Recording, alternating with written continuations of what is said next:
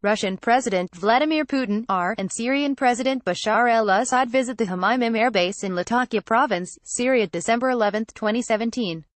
Picture taken December 11, 2017. Thomson. Reuters. The UN Security Council did not adopt a resolution from Russia on Saturday that would have condemned the US and its allies for a joint military strike on Syrian chemical weapons facilities.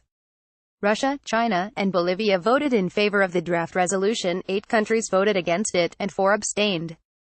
Russia, which is Syria's strongest military ally, repeatedly warned the U.S. against carrying out Friday's strikes, and the operation dealt a significant blow to already fragile U.S.-Russia relations. Nikki Haley, the U.S.'s ambassador to the UN, said the U.S. would be locked and loaded if Assad used chemical weapons again. The United Nations Security Council rejected a resolution Saturday from Russia that would have condemned the aggression against the Syrian Arab Republic by the U.S. and its allies in violation of international law and the UN Charter. Russia, China and Bolivia voted in favor of the draft resolution, Reuters reported. 8 countries voted against the draft and 4 abstained. In order to pass, a resolution needs 9 votes in favor and no vetoes from the U.S., France, China, Russia, or the UK. Russia has forcefully denounced a series of joint military strikes that the US, UK, and France launched against Syria late Friday.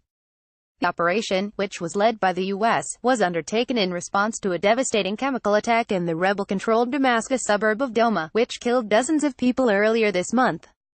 The attack is believed to have been ordered by the Syrian government, spearheaded by Syrian President Bashar al-Assad. Friday's military campaign targeted 3 research facilities that are thought to have been involved in the production of chemical weapons. Nikki Haley, the U.S.'s ambassador to the UN, said the U.S. would be locked and loaded if Assad used chemical weapons again. Russia has several military bases and troops in Syria, and the U.S. said Friday that it did not coordinate with or notify Russia of the strikes. The Pentagon said there were no Russian casualties as a result of the operation. Officials added that the strikes took out the heart of Syria's chemical weapons program, but that Assad still maintains residual capabilities. Defense Secretary James Mattis did not say whether he believed the strikes would deter Assad from using chemical weapons again. "Nothing is certain in these kinds of matters," he said. "However, we used a little over double the number of weapons this year than we used last year. It was done on targets that we believed were selected to hurt the chemical weapons program. We confined it to the chemical weapons type targets."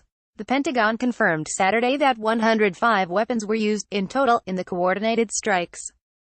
The military operation prompted a swift and harsh response from Russia and Iran, both of which are key allies of Syria. Iran's supreme leader, Ayatollah Ali Khamenei, slammed the strikes as a military crime. The Kremlin has repeatedly dismissed the allegations against Syria and said its own experts found no trace of chlorine or any other chemical substance used against civilians. Russian President Vladimir Putin called the strikes an act of aggression that will only serve to worsen the humanitarian crisis in Syria. Anatoly Antonov, Russia's ambassador to the U.S., said in a statement Friday that the worst apprehensions have come true. "Our warnings have been left unheard. A pre-designed scenario is being implemented. Again, we are being threatened," Antonov continued. "We warned that such actions will not be left without consequences. All responsibility for them rests with Washington, London and Paris." President Trump lauded the U.S. military, the UK, and France on Saturday. "A perfectly executed strike last night," Trump tweeted. "Thank you to France and the United Kingdom for their wisdom and the power of their fine military. Could not have had a better result. Mission accomplished." The operation also drew support from the NATO, the European Union, and other key U.S. allies. During a week of tense saber-rattling, Russian officials periodically warned the U.S. that a military response may spiral out of control to war. "Insulting the president of Russia is unacceptable and inadmissible," Antonov said in his statement responding to the U.S.-led military action. The U.S., the possessor of the biggest arsenal of chemical weapons, has no moral right to blame other countries. However, Mattis seemed to have anticipated Russia's rhetoric, addressed it during a press briefing at the Pentagon on Friday evening. "Based on recent experience, we expect a significant disinformation campaign over the coming days by those who have aligned themselves with the Assad regime," Mattis said.